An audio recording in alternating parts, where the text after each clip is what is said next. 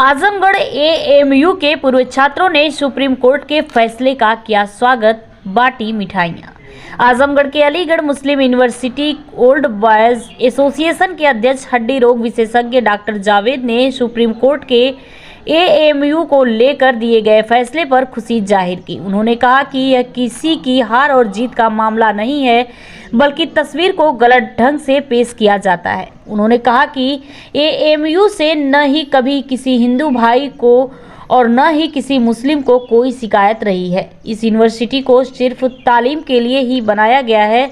इस दौरान अलीगढ़ मुस्लिम यूनिवर्सिटी के पूर्व छात्र संघ अध्यक्ष और जनपद के गोपालपुर विधानसभा से विधायक नफीस अहमद समेत यूनिवर्सिटी के नए पुराने कई छात्र मौजूद रहे। सुप्रीम कोर्ट के फैसले पर जाहिर की खुशी और एक दूसरे को मिठाई खिलाई। गोपालपुर विधायक नफीस अहमद ने भी सुप्रीम कोर्ट के फैसले पर अपनी खुशी जाहिर करते हुए कहा कि आज का दिन हम सभी के लिए बहुत बड़ा दिन है और आगे भी इम्तिहान है। बता दें कि अलीगढ़ मुस्लिम यूनिवर्सिटी के अल्पसंख्यक दर्जे को लेकर एएमयू इंतजामिया छात्र पूर्व छात्रों के साथ दुनिया की निगाहें सुप्रीम कोर्ट के फैसले की ओर लगी थी। दोपहर में जैसे ही सुप्रीम कोर्ट ने 1967 के अजीज बासा बनाम भारत गणराज्य के फैसले को पलटा और एएमयू के अल्पसंख्यक दर्जे के मामले को 3 सदस्यीय नियमित पीठ के लिए भेजा, वैसे ही एएमयू कैंपस में सभी एक दूसरे को बधाई देते नजर आए। सुप्रीम कोर्ट ने साल 1967 में अजीज बासा बनाम भारत गणराज्य मामले में दिए अपने ही फैसले को पलट दिया है, जिसमें कहा गया था कि केंद्रीय कानून के तहत बने संस्थान को अल्पसंख्यक संस्थान नहीं माना जा सकता। सुप्रीम कोर्ट की 7 जजों की संवैधानिक पीठ ने 4-3 की बहुमत से यह आदेश दिया।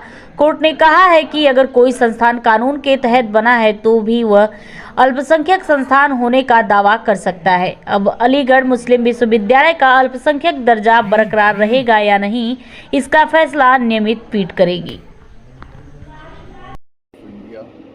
और सुप्रीम कोर्ट के इस फैसले का स्वागत करता हूँ और उनका धन्यवाद करता हूँ। साथ ही साथ ये फैसला पूरे मुल्क के गंगा जमुनी तहजीब के मानने वालों के लिए खुशी की बात है और जो वहाँ से तालिब स्टूडेंट पढ़ चुके हैं या जो पढ़ रहे हैं, ये सभी के लिए खुशी की बात है कि सुप्रीम कोर्ट ने अपने फैसले में आर्टिकल 30 का हवाला देते हुए, जिसमें संविधान में आर्टिकल 30 में हमको राइट है, सिर्फ हम ही को नहीं बल्कि इस मुल्क में जो भी अल्पसंख्यक समुदाय के लोग हैं वो या अल्पसंख्यक समुदाय के साथ साथ वो भाषाई जो यहाँ पे अल्पसंख्यक भाषा है वो अपनी भाषा के लिए, अपने समुदाय की शिक्षा के लिए अपना इंस्टीट्यूशन भी खोल सकते हैं, उसको चला सकते हैं और सरकार किसी भेदभाव के उसकी मदद कर सकती है। ये संविधान के आर्टिकल 30 में हमें क्या पूरे मुल्क को ये मिला हुआ, उसके आधार पर सुप्रीम कोर्ट ने ये फैसला दिया। साथ ही साथ